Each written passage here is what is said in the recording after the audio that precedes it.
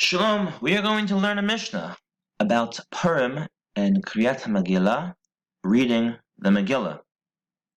Specifically, we're going to learn when you should read the Megillah.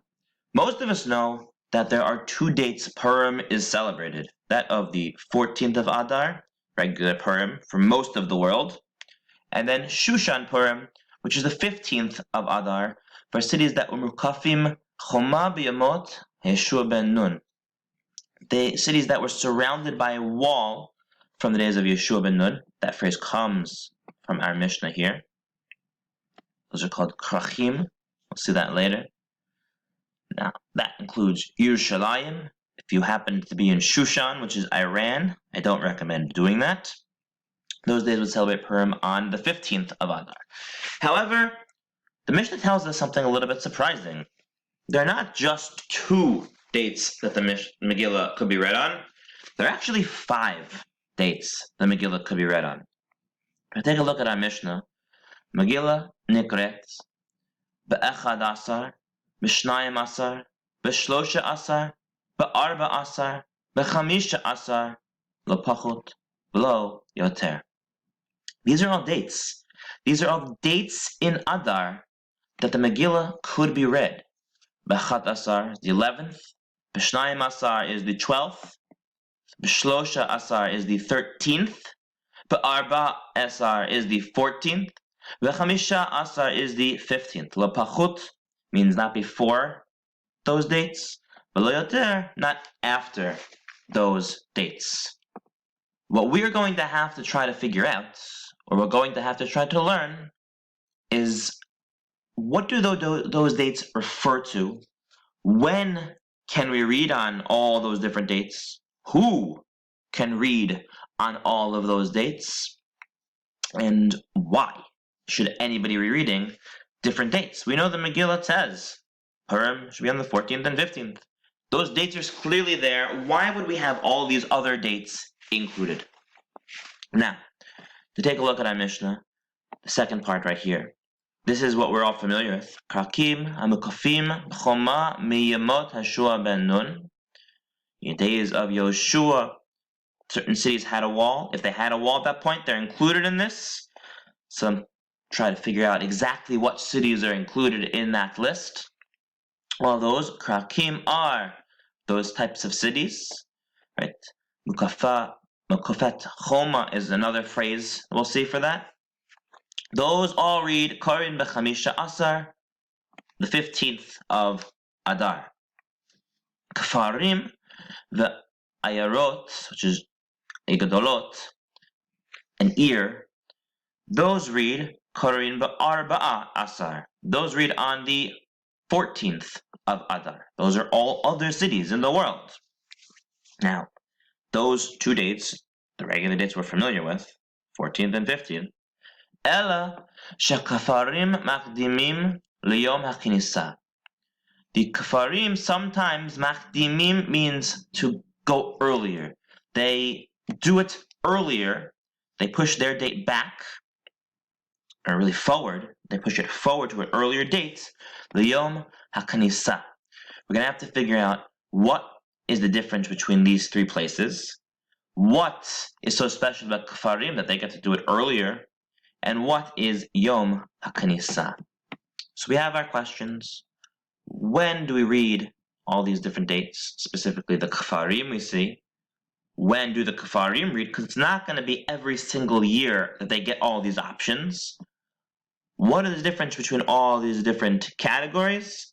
And why should there be any difference? They should just read on the right day. The day that they're supposed to read, that should be the day they're reading. So those are our 3 questions. Why are there the options? What are these categories? And why is it a difference between Kafarim, the Ayarot, Gadolot, and anywhere else? We've already defined Krachim, Hamukafim, Bechoma, Miyamot, Yoshua ben Nun, a Krach. Those are the cities that are surrounded by a wall. They read on the 15th. There are not many of them. The Talmud talks about certain cities that may or may not have been surrounded by a wall.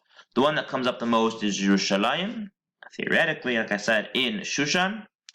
But for most of us, it doesn't come up so frequently, certainly never in America, and only in a few places in Israel even, in Eretz Israel. The next category is Ayarot Gedolot, which I would call an ear, a city. Now, we think of a city as a big city with lots going on and big buildings and all different skyscrapers and things. That's not necessary to be called a city. In order to be called a city, all you really need is enough people that someone knows how to read the Megillah.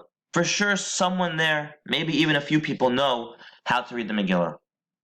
I would actually say most places we call a town might even be called an ear in this case. There's no reason to read it early because someone there knows the Megillah. The problem we're going to see in a kfar is that not everyone knows how to read the Megillah there, and we're going to have to help our brothers in the kfar, our sisters in the kfar, figure out how to read the Megillah if there's no one there. An ear, let's say, is any sort of city or a large town. Someone there knows how to read the Megillah. That would be called an ear. The category that we're most interested in for our Mishnah is kfarim. Kfar.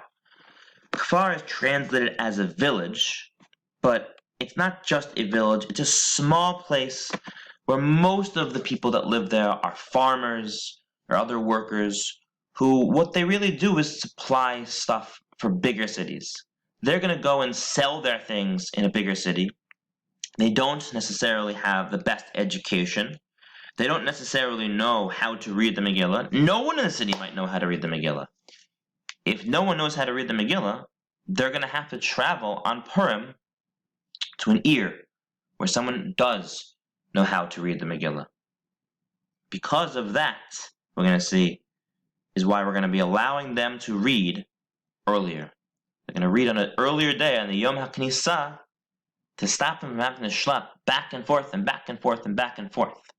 See, the people who lived in Kfarim would spend their Purim supplying things, food, wood if they needed to build something, good Purim shtick, water, anything else they could possibly need. They would sell it to the people that lived in the Kfar, in the ear, on Purim. It was a big business day for them. So they're going to be really busy on the Yom HaKnisah, selling to everybody there. It's not just that they're going to be busy. They could just deliver their food before Purim, get back home, and be free on Purim. Maybe that is what they're doing. We're not sure. What we do know is that at some point, they're going to be traveling to the ear to sell supplies to the ear. In fact, it wasn't just right before Purim that the people that live in the Kfar would travel to the ear. There was 2 days a week, the Yom HaKnisah, that they would travel to the ear. On Monday, Yom Sheni, and Thursday, Yom Chamishi, they would travel to the ear for various reasons. One might be to sell their things. They're a farmer. They want to go sell in the market. One might be they need to talk to somebody, ask them a question, ask them a Megilah, maybe a rabbi. Now we know the Yom HaKnisah, Monday and Thursday, historically was a day that in the big cities there was a gathering. The word Knisah means literally gathering. Everyone would come together. It would be a big market. They would organize a Beit Din. Beit Din is a rabbinical court. There would be rabbis that would stand there. They would answer a question. It could be a question between people. It could be a question you have personally. It could be a question you have about the halacha or mitzvah. Something there. That Beit Din would get together, and people from the Kfar that wanted to join the Beit Din or ask something into the Beit Din, they had to travel in the Ir HaGadol. Now, they would go on Monday or Thursday, Yom HaKnisah, because that's when the Beit Din was available. There was also an aspect of Yom HaKnisah where they would read Torah, Kriyat Torah. We still do this. In Shul, every Monday and every Thursday, we have Kriyat Torah. The people in the Kfar didn't necessarily even have a Sefer Torah, let alone someone that knows how to read it. They would have to travel to the ear if they wanted to hear Kriyat Torah. The third thing, which is probably the most relevant to Purim, is the Yom HaKnisa was a market day. The big farmers markets, the big markets would all organize on Monday and Thursday, Yom Sheni and Yom Chamishi, to sell things. If they wanted to buy something or sell something, they had to travel to the Ir Gadol, all the different big cities. So now we can think about our Mishnah. Why were they going to go early? Because they're already there.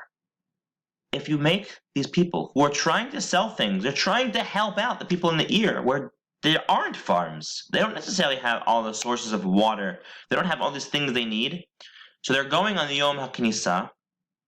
That's right before Purim, or right after Purim.